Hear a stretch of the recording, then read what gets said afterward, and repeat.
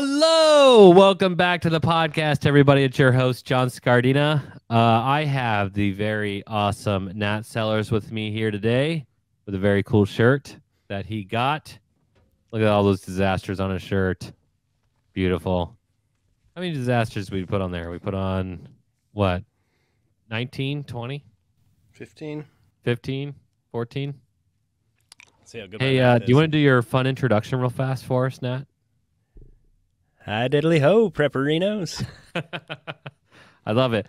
Nat is the host of the very cool new podcast on our podcast network. It is called Preparedness Works. You can talk about that more in a little bit. He's also a professional emergency manager. I believe you've been on this podcast before, Nat. Is that true? Yes. Yeah, it was a little while ago. He was with me. Man, we kind of now have to start. We have a kind of a fun history. I called him out of the blue and said, hey, can you come down to the National Hurricane Conference with us? He said, yes. I called him out of the blue and said, hey, can you be one of our instructors for the now so famous it's infamous, the infamous Atlanta training with emergency management response for dynamic populations. He was one of our instructors there, teaching about evacuations because he worked at a hospital. And he has kind of a huge wealth of knowledge between personal, i.e. Boy Scouts, and professional, i.e. emergency manager, I believe former military, former first responder. So a lot of different kind of backgrounds. And now he's helping out individuals and families prepare for their needs and not just the doomsday stuff. So without any further ado, Nat Pepperino, welcome, and let's chat. Thank you. Thank you for having me on. You have such like a calming voice. I feel like I should just like kick back and you should tell me how to fix my life because my life is a disaster. Keep calm and carry on. Ooh, keep calm and carry on. I haven't used these in a long time, but hold on. Let's see. Nope, not that one. There it is. You got the, does that come through on yours? Yeah. Yes. Keep calm. Carry on. I did a, speaking of which, I thought it was funny. I did a, like an April Fool's joke on social media where like I was talking like that and it slowly turned in from like this calming music to the sirens. Do you remember that? I remember that, yeah. I had so many people message us on Instagram like, why did, like what is this? Like, this isn't calming at all. The International Association of whatever actually messaged me and said, this is not a very good message. This is not calming at all. And I was like, hey, way not to get the joke. But here we are. You don't even know where to go with that.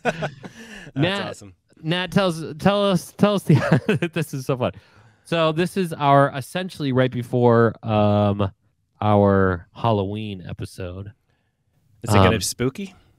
Kind of spooky. Well, funny enough, you're a doomsday guy, self-proclaimed doomsday guy who doesn't just care about the zombie apocalypse because you say, don't just worry about the zombie apocalypse. Let's focus on your needs anyways. So it's kind of good timing for the episode, to be honest. Well, do you remember, I think we talked about this before, the CDC had the, if you're prepared for a zombie apocalypse, you're prepared for anything. And yes, yeah, it was kind of funny. That was the height of The Walking Dead mania, all of that. But the truth is that it's upside down. You don't just focus on the worst case scenario. You say, okay, how would any scenario, and you can go through an HVA or thyra or whatever and figure out what the most likely hazards are. Then you say, how would those hazards impact my needs? So you don't worry about the things you're afraid of. You don't worry about the doomsday or any of that because it's a distraction. You're not preparing. When you prepare for something. And that's a positive action. You prepare for your needs. You prepare for your family's needs. You don't prepare for positively a hazard. That would be against, right? So if you're preparing for something, you're going to take positive action to address all of your basic needs, and then it doesn't matter so much what the hazard is. Real quick, we're going to pause for this week's Disaster Tough endorsements. How do you spell Doberman Emergency Management? EOP, OEP, HVA, HMP, Thyra, TTX, Drone, PDA. Whenever you need an expert, Doberman Emergency Management field experts are there for support. Contact an expert at DobermanEMG.com today. The L3 Harris Extreme 400p radio solves problems and is specifically designed for emergency services. How do we know? We field tested it with medical, urban search and rescue, and collapse and confined structures. This radio is amazingly tough. Check out the L3 Harris Extreme 400p radio at l3harris.com right now. Okay, let's jump back in. So prepare for your needs instead of prepare against the disaster. Or I like that. fears. I like that. Yeah. Hold on 1 second. I'm looking at my challenge coins here. And my boss gave this to me in DC 10 plus years ago. I don't know if Nat, you can see it on screen here, but that is a zombie woman. Can you see that on the screen? A little bit. Yeah, and on the back, this will be easier to tell. It's Right? a biohazard. Yeah, the biohazard, and it was one Zombucks, and the currency of the apocalypse. What was interesting to me at the time, like I thought this was a joke. And he was like, hey, just want to let you know that in like an apocalypse, you could melt this down and turn it into a bullet. And I was like, one bullet? What are you trying to tell me to do? You know, I don't know It's not what gonna. the message there was. It's but not gonna melt down very easily unless it's a malleable metal like, like gold or lead. I believe it's copper. Still, would probably be pretty hard to melt it down. I don't know. Well, if in an apocalypse, if I have plenty of time. Yeah, you're gonna make yourself a. What else am I crucible. going to do? Can't Yeah. podcast. If I can't podcast, I can't do anything. Why So, can't you podcast? in an apocalypse? Yeah. Yeah, Well, no I one still will- no believe one in will critical listen. infrastructure. Ooh, we should do that for the rest of the episode. We should talk as if it's what you would do in an apocalypse scenario, because we want to prepare against the apocalypse. So, and that's a funny concept, the apocalypse, because it's fun to think about, however likely or unlikely it is. But really, if you're in any major disaster, is that not apocalyptic? There are people in Florida right now who haven't had Hurricane Wi-Fi. Ian. Yeah, they haven't had Wi-Fi since before. Like, not to say that not having Wi-Fi is the apocalypse, but that is a pretty strong indicator of what. Basically our connection to the outside world. That's economy, infrastructure, all runs through this network that we have. So you have people down there that don't have access to their basic needs, but also don't have access to communication or economy or whatever else through the internet. I was talking to Kyle King about that. The episode would have aired looking at my producer here, 2 weeks ago.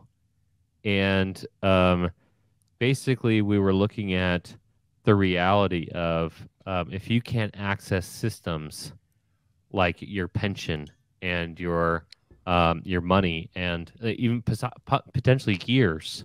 And now in international crisis, some of the first aid has to be cash, because even if you have it, you can't access it. And if you can't access it, now you're fully reliant on somebody else. Although I did see on Instagram, going into the individual preparedness, somebody thought it was a good idea to take a pill bottle and switch out pills for money on their keychain, just in case they need a spare money like this, because you won't have your wallet for whatever reason.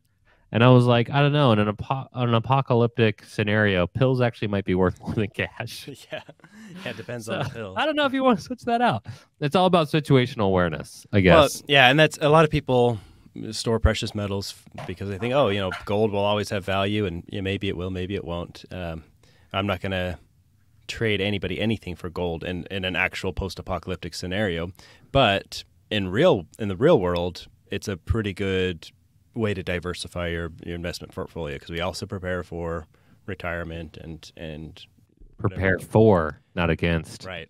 Yes, I like that. It's kind of a fun dichotomy of ideas, right? Of like how you break this up and looking at it, emergency managers have a terrible time of talking about preparedness because they always talk about preparing against, and people don't take it seriously for good reason. Emergency managers most of the time don't take it seriously. I would bet I would love to do a survey on maybe on LinkedIn, or maybe we'll do it on Facebook. I don't know. But at the end of the episode, I'll make a decision. But we'll do a thing saying how many emergency managers own a generator? How many emergency managers have beyond a week's supply of food? How many emergency managers? We'll just go ask 3 or 4 questions. These are people who live and breathe disaster, typically the most passionate about preparedness. And yet, even us, we go through this and we say, what's possible? Now, there's a lot of emergency managers out there who said, well, I don't have a generator because anytime there's a county flood, I have to go to the EOC. Right, I don't get to prepare for myself. So, and I recognize that as well. We take care of others. But it does lean to the idea that maybe we should have a conversation. Maybe there should even be a chart. This is what preparing against looks like. This is what preparing for looks like. Right, and kind of a fun idea. I think we should be setting the example for preparedness. It's crazy that if you look in the last 3 years, all through COVID, through lockdown, shortages, disruptions that we've had, nobody can talk about preparedness as if it's crazy. And lately, when people bring up preparedness is crazy, it's the joke everyone has, tinfoil hats and whatever else. But it is pretty crazy, though. Well, here's the question. What part of it is crazy? Recognizing that bad things happen. Thank you. I found my buttons again. So there they are. Which part of preparedness is crazy? Recognizing that bad things happen sometimes, or doing something about it. And neither one of those is crazy. But if you fail to recognize, if you say, I'm not even going to acknowledge the reality of bad things happening, that's crazy. Or if you know they happen and you say, I'm not going to do anything about it, that's pretty crazy too. I think just to play the advocate here of the other side, and I don't even like devil's advocate because that's just stupid. Why would you want to be a devil's advocate? So you would be the opponent in this case. Yes. Ooh, you have the yellow shirt on, I have the green shirt on. Go green team. Okay. So, and we're both professionals. We're both great friends here. There's a happy space. In terms of this thought process, no, it is not crazy because this is our profession. We have to think about what if. We have to think about, what's most probable. Disaster's always probable, right? And breaking that down. However, I think what throws people off, I think there's a cultural problem, but I also think there's an extremism problem.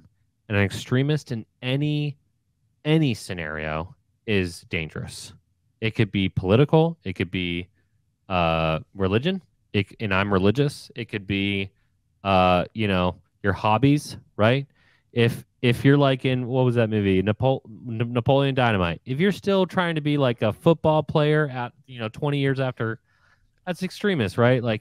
And so the problem is when we talk about preparedness, this is why I like using the word readiness over preparedness, because like it or not, we have a culture that associates preparedness with foil hats. And I would not follow somebody with a foil hat, but I would follow somebody that deals with readiness, right? Yeah. You, for example, are a person. It's funny, you call yourself a doomsday prepper because you are doing something really admirable and really amazing. You're like, let me take this something that's associated with extremist and turn it into something that's logical and cool and associated with good things, right? Needs versus, zombie, for example. But the problem is, we do have that cultural mindset. The other part of that problem is people are absolutely afraid, and they react to fear differently. Some people, I'm going to take active shooters here for a second.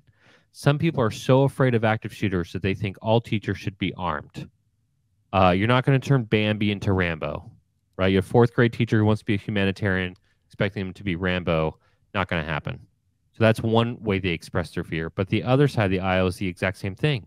They said, well, nobody should have a weapon. Nobody should have this. Nobody. It's like, well, that's unrealistic as well. That's extremism view. And so there has to be some kind of moderation here. Yeah, fear. Anyways, fear I can talk about that forever. Fear is the strongest motivator. It's Love, mm, love. mm. What? When Love is the strongest motivator. when it comes to preparedness and disasters, fear is the strongest motivator. But it's not lasting. It's not lasting, but it does get people. I'm going to take some action right now, because I mean, well, that's the thing. So I look at fear, and everything that I've read on it. I really tried to research that, and it does seem that fear is the strongest motivator for preparedness actions when it comes to disaster preparedness.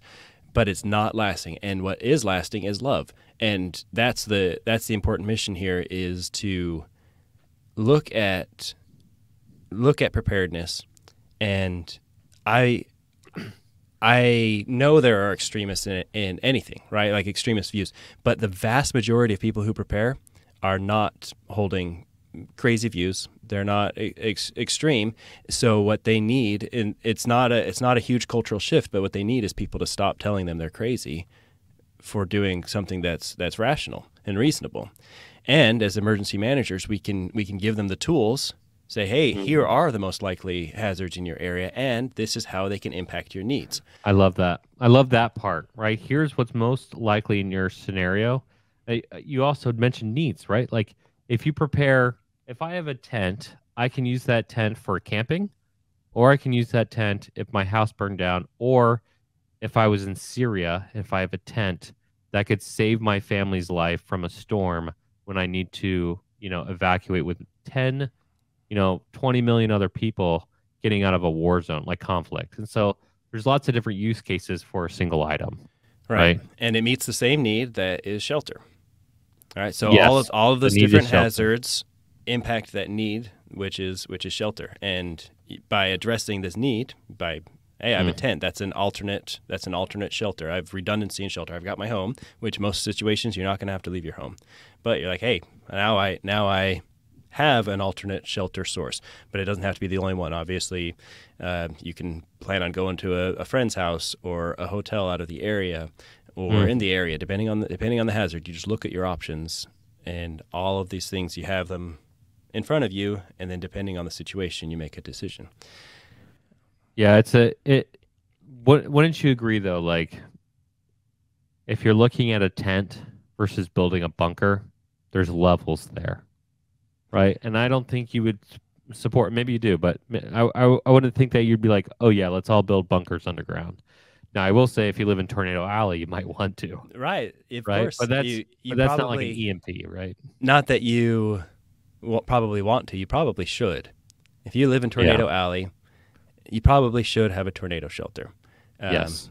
At least a basement. But if you don't, you should have a tornado shelter. And even the federal government, local state governments, all put a lot of effort during the Cold War into promoting fallout shelters. That was a real threat, and something that people considered a need was to have some shelter. Of course, the response to that was dismally low. Something I don't even remember. It was below 2% of the population had fallout shelters or something like that. It was hardly anybody. It was way too much of an effort for the federal government abandoned all of it. Have you seen those videos? What would happen if a nuke landed outside of a school and everybody was hiding under the desk? I've seen how they used to like civil defense? Yeah. And they used to tell people hide under the desk for a nuke. Somebody put together like this montage of like movies where it's just like, it's like the Terminator. Yeah. It's like, this is like what happens. And that's the other thing, right? It's like professionals should lead these conversations like yourself. Like somebody who says like, okay, Tornado Alley, sure. Storm shelter, great. Florida, shelter underground, probably not so great in a hurricane. You know what I mean? Like, and just like walking through what's reasonable.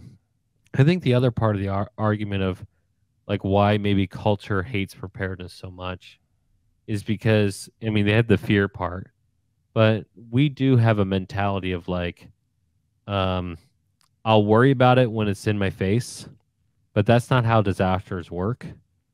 If you want to learn how to fight when somebody's ready to punch you in the face, not a good time to learn how to fight, But at the same time, like, we all have an economy of time. It's limited resource, and it is the most valuable resource. And so when somebody is stressed, that single mom who's stressed about their 3 kids, or even somebody like you and I who get it, it's really hard to say, hey, like, this stuff is worth it to take care of it now, even though it's real. It is. It is. It's a really hard thing to do, and to help demonstrate that there is value in doing it, even outside of the emergency disaster. Becoming more self-reliant and focusing on your basic needs has value in the action of doing it. It's like going to the gym. Like, you don't just go to the gym so that one day you'll be able to lift that heavy thing and that's when it all pays off. Or one day you'll be able to run really fast away from a threat and that's when it pays off. It benefits you every single day. When you were talking about earlier, like you mentioned you're religious, right? So when we read scriptures, that's something that doesn't just impact you when you face temptation. You're not like, okay, now I remember this one scripture I read. It's something that every day benefits you spiritually. It is an ongoing effect that benefits you while you do it and when you need it. Yeah, I think I would agree with that all the way. Like, it's all about consistency. Consistency is easier on your life. My thing about, again, I'd like to say readiness, because I think that changes people's perception, even though it's kind of like mitigation and resiliency. Like, we always use the word resiliency wrong, but really a lot of people are talking about mitigation most of the time. But I think it was an idea maybe 15 years ago to really start trying to change the conversation. And so that's what I've been trying to do with readiness. Like, am I talking about preparedness? Absolutely. But I want to talk about people getting ready for doing something for themselves. And, going back to the Kyle King conversation, he was talking about there's blurred lines between emergency management, military, private, and, critical infrastructure, economies, banks, banking systems, because there is so much conflict in the world, and there potentially could be a lot more conflict. If we have another World War II scenario, which is more than plausible, talking about disasters in the future, how do emergency managers respond? And we talked about, and I'm sure you would agree, that the resources is limited. We have to get people to the point where they can take care of themselves, so we don't need to hold their hand in everything. And I guess we're just keep on adding these things. But the last part of this possibly is that people are getting used to somebody holding their hand on problem solving, on taking care of themselves, their needs. They've become too reliant on other people to take care of the things that they should be self-reliant on. Right. Yeah. Self-reliance is the overarching principle. And for me, preparedness is one aspect of that. And, I look at it because in all of self-reliance, I could look at all sorts of aspects of it, and they all tie together. But I use the word preparedness and address that because it is a familiar word, not necessarily to change to something away from it, but to meet people where they're at, meet their fears, and then turn them to the focus on the light, to the end, and to what they love. Right. I just gave a presentation. I taught a class at Prepper Camp, and it's the largest outdoor preparedness expo ever or anywhere, right? And it was down in North Carolina, and I talked about a lot of this, and talked about the for or against. And I had 2 of my kids there, and talked to the people there and said, basically, like, I could be distracted by these things that I fear. I could watch the news and think about, well, this, and it would change my focus. And we do that in emergency management all the time. Something scary comes up. Your leadership says, hey, we've got to do an exercise for this. You got to do some training for this, and all this, and this, and this. And basically, it's panicking or just focusing on fears.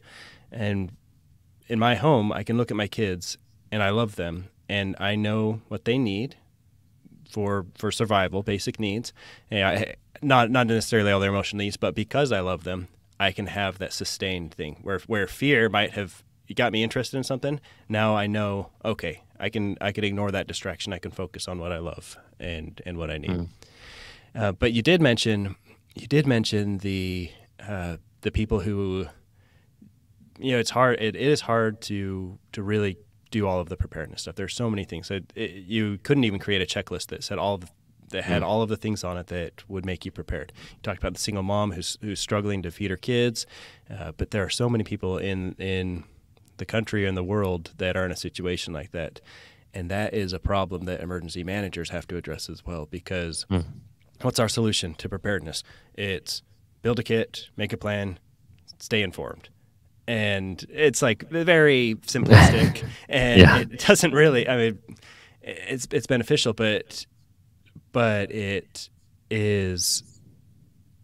not applicable to everybody. For me, it's like, okay, I'm beyond that, right? I've got a kit, and I've got more than a kit.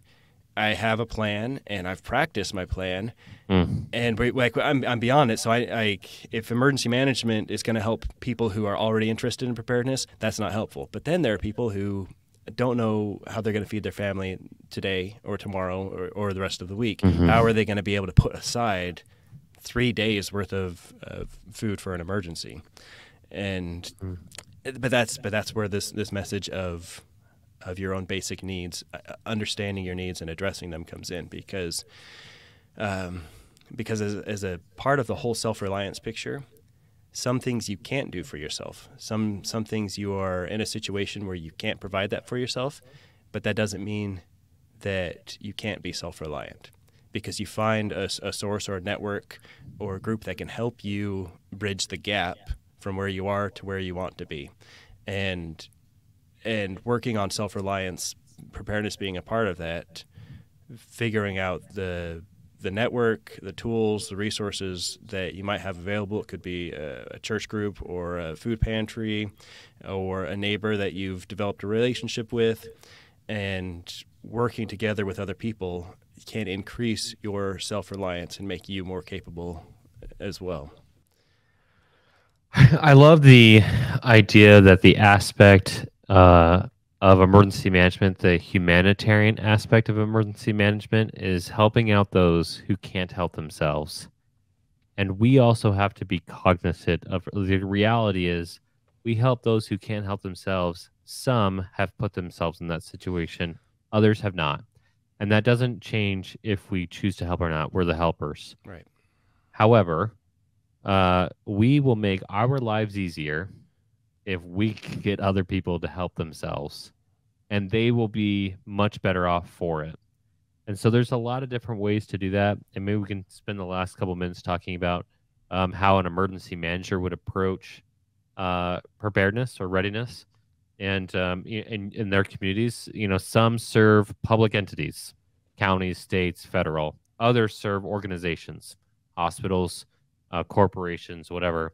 And there needs to be some kind of level of, of preparation support by the emergency manager. I'm going to provide the first one, and I'll let you take the second one. We'll see how far we can go with this. My first one is emergency managers need to provide training. Yeah. Your turn. Say emergency manager. This will be kind of fun. Let's see how far we can go with this. Emergency managers need to provide training. I'll borrow from what I've said already. Emergency managers need to set the example. Ooh, that's a really good one. Emergency managers need to be realistic. Emergency managers need to share knowledge. Ooh, don't tell that to people who work at FEMA. Zing. Emergency. I'm going to get in trouble for that. If you work at FEMA, everybody, I worked at FEMA too. I got my FEMA award in the background here. Love you. Okay. Emergency managers need to provide the equipment necessary at organizations for preparedness. Emergency managers need to address both top-down and bottom-up. Every once in a while, emergency managers need to relax.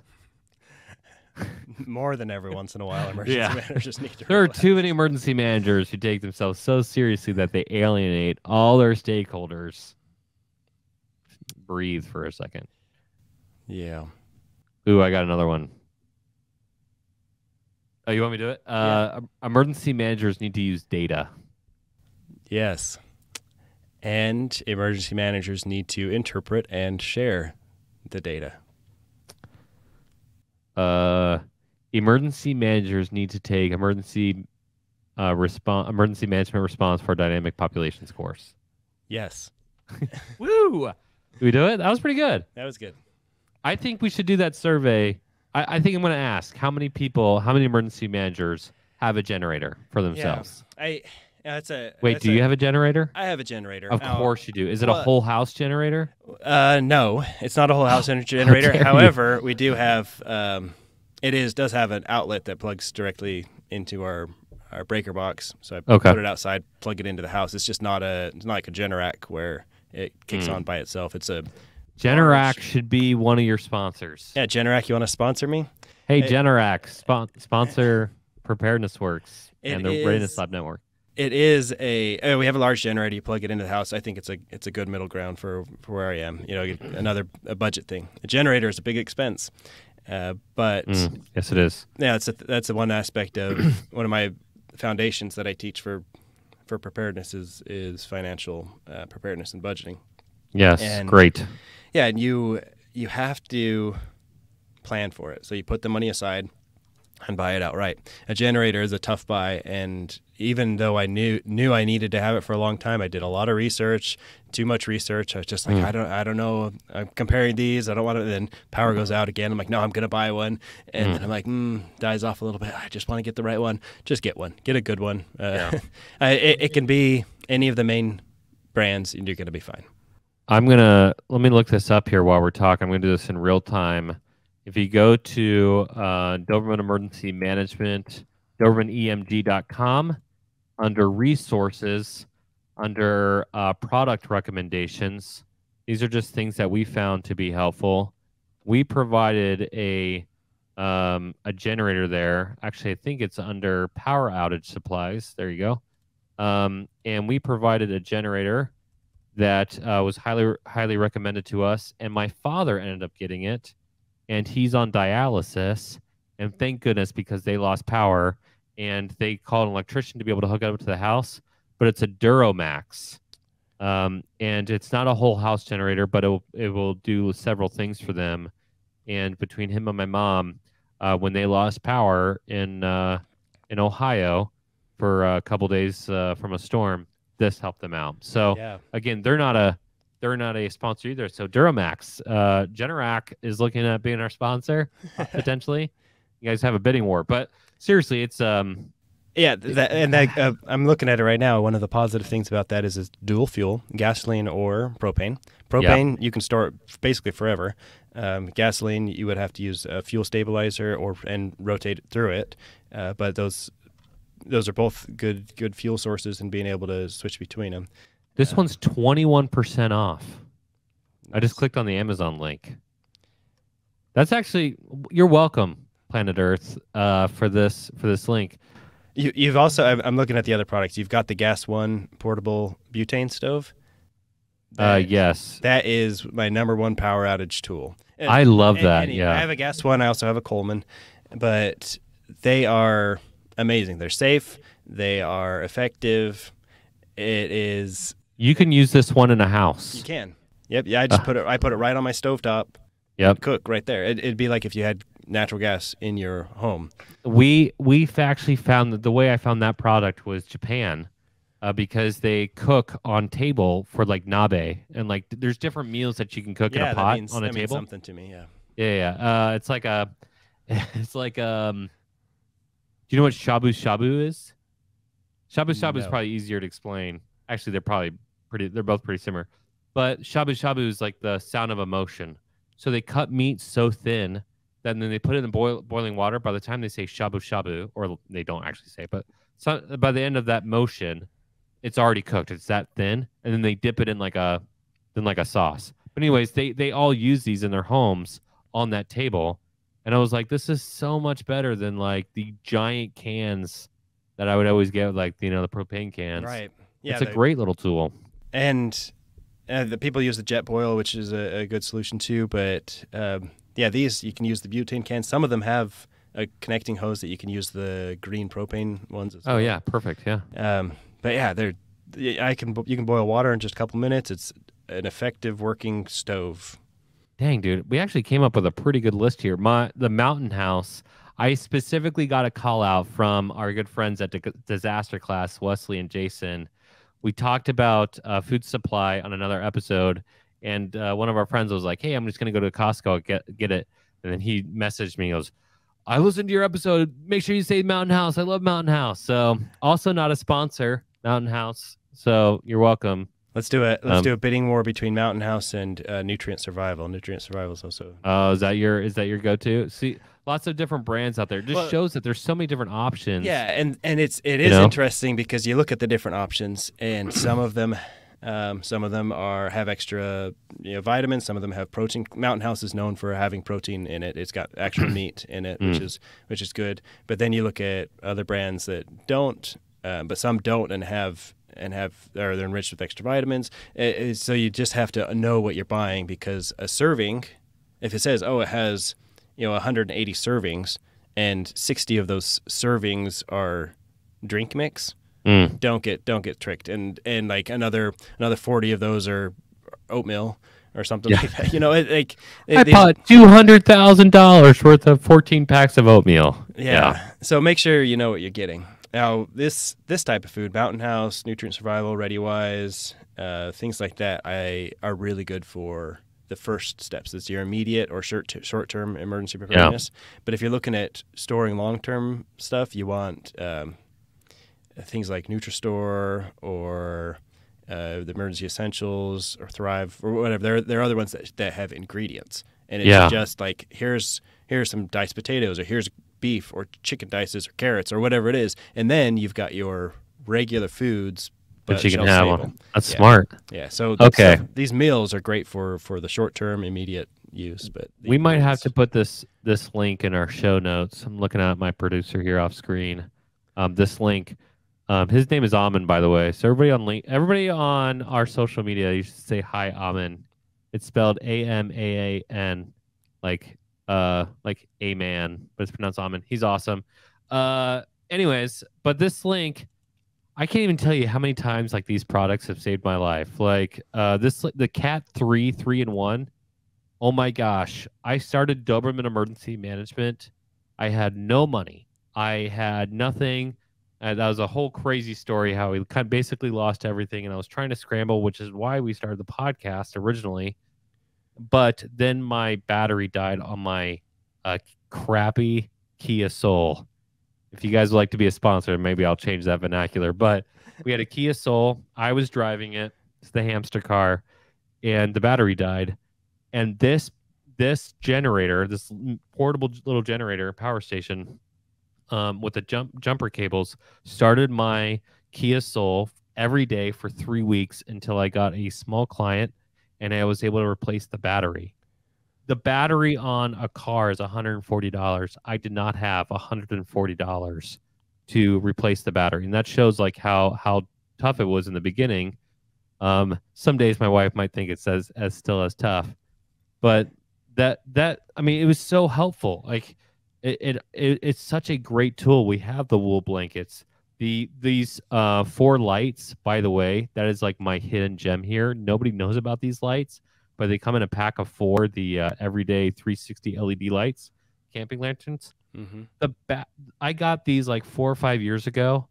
I finally opened up like the 3rd one because we have metal doors in this house, so I started putting them at the top of all the metal doors for a power outage.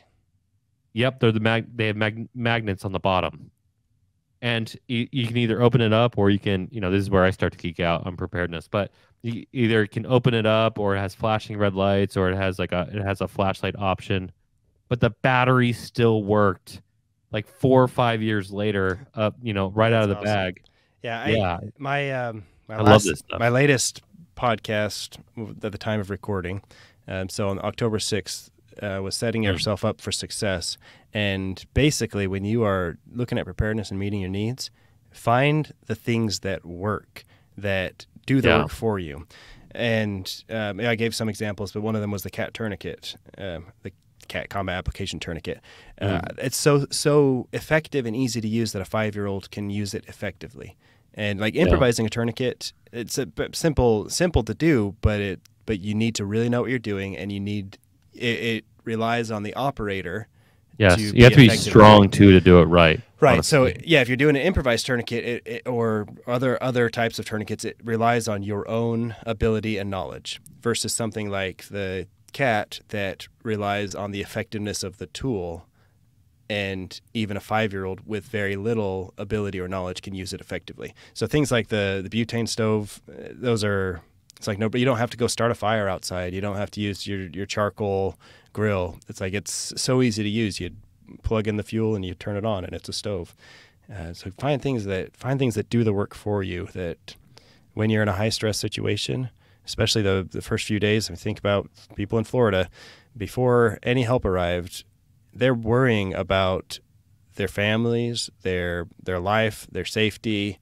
Some of them still are. Some of them still are. So when you're dealing with an emergency, you don't want to have to say, well, what are we going to have for dinner tonight? Like, if you have stuff ready to go, and you always risk losing some of it, but in most situations, if you meet your basic needs, like you have bottled water on here. Initially, why would you filter water if you can just open up a bottle of water? If my kids are thirsty and I'm worried about our life safety, here's a bottle of water. My kid's not thirsty anymore. Instead of, okay, let me stop everything else and focus on this. It's like, oh no, that's already taken care of. Yeah, taking care of your needs. Funny stuff. I even have glow sticks on this list. That was put on there because, one, I always keep glow sticks in our camping stuff, but we lost power. I had a 1-year-old boy who wakes up at 6 a.m. who needed light, and it was like in the middle of winter in California. And we went upstairs. We had a playroom upstairs, so it was kind of like a loft, and I just broke 10 of the glow sticks open, and we had a fun for an hour, maybe it was even 5:30, a fun for an hour before the sun came up. And I think really what the real goal of preparedness is not to really like save your life, but to make your life exponentially easier. Yeah.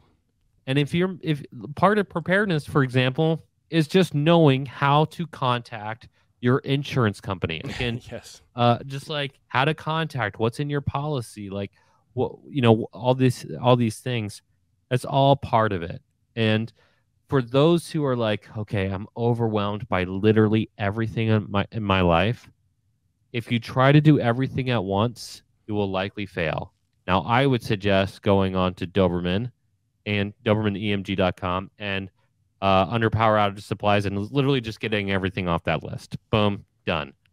But that's like really camping stuff, right? That's like your everyday like preparedness stuff. But what you're saying is get to the next level where maybe once a quarter or once every 6 months review. And if you're constantly doing that, or consistently doing that rather, then all of a sudden 3, 4, 5, 10 years down the road, by doing little things consistently, when you are in the, I think you and I will both recognize, very rare circumstance where something does impact you, now all of a sudden you've had all this stuff and all this time to put it together and to update. Right. And if you do things that meet your needs, if you're focusing on your needs and not your fears, then it's stuff that's not going to go to waste. You're going to rotate through it because it's stuff you could use normally, or it's something that's a durable item and isn't going to go bad anyway. And you mentioned camping. Like, that's a great time to go camping and bring some emergency supplies and test them. Like, hey, we're now cut off from running water and electricity, and we're just surviving on these things. How are we managing? And you'll learn that some things are more effective than others. I do that when I go camping. That's so funny you bring it up. I naturally do that because I think it'll be fun. Yeah, it's like an activity, right? It's something to do. Like, we'll test out our water filtration, or we'll like see how things work. Because when else am I going to use it? And if I bought it anyways, I want to see how it works. Right. And I want I want to quote unquote play with it. So Well, I'm always looking at yeah. layers too. Like I have bottles of water that are ready to drink. I have jugs of water, but I also have a couple Sawyer minis and other filters. Sawyer, right? Yes. So no, those are effective things that I know work. So I have my needs immediately met, and then ways to meet my needs continually as I can collect and filter more water. Yeah. Okay, so we're coming up on 45 minutes here. It's always fun to chat with you. We could probably talk about this forever. That means we only have an hour left. Yeah, we only have an hour left. Now I'm meeting my fears. Okay, so I have a couple heads up for our audience. One, Nat, you are the official preparedness guy, and I know you're the official preparedness guy because your link on Facebook says official That's right. preparedness guy. Yeah. So you are the official preparedness guy. So, but you're really on Instagram. So for those who want to follow Nat's tips, just in general, he posts these really funny videos. He just did one the other day where he was cycling through all the game characters for Doomsday kind of stuff for games. It's really fun. Yeah. But he does it every day. He posts every day. So the preparedness guy, but he also has this podcast called Preparedness Works, so we've been hitting on it. Yeah. Nat, what is your pitch for the emergency management crowd to listen to Preparedness Works? Well, like I said, we've got to do top down and bottom up, and we're generally pretty good at top down. That's the policies and programs that help our response typically. I love bottom up. And I can't say that. I don't know what you mean. But you're laughing. Yeah. So, but bottom up he's is blushing right now. If you're listening right now, he's blushing. Yes. It's addressing individual needs. Yes. So we figure out, and we're not going to prepare each individual, but we can give each individual tools to help themselves become prepared. Like we can make it accessible so that each individual can, based on the data we give them, through all the things that we've done to help our organization be more prepared, we can give that to them and help them become more prepared. Now, this Preparedness Works, it's going to talk about all sorts of things preparedness. And, I go through the definition of works in the first episode and break it down. But it's like if you want the works on a pizza, it's everything. And if something works, it's functional. And the works of a clock are all the parts and aspects of it. Its inner workings. So we're looking at everything related to it. But I've talked about, like I said, the tool, setting yourself up for success. Today, when we're doing this interview, I just interviewed a lady named Jenna, and she's at Granite Hill Homestead on Instagram, and she just went through a wildfire and had to evacuate her home. That was the second wildfire that she's had to evacuate from in her life. And hearing in real time, I was watching her stories as she's sharing it with people on Instagram, this real world evacuation, what she had to do, interacting with an actual threat, but then coming and being willing to share that with me and everyone who's listening. It's a really personal view of how people are in these situations. And basically, I'm trying to figure out, how did preparedness work for them? And they share tips and tricks, things they learned, lessons that they learned from the experience, things they plan to do in the future. It's really a fun time. It's humbling and sobering, but also I had a little bit of fun in the end. If you've watched The Goonies, we talked about that a bit, so go check that episode out.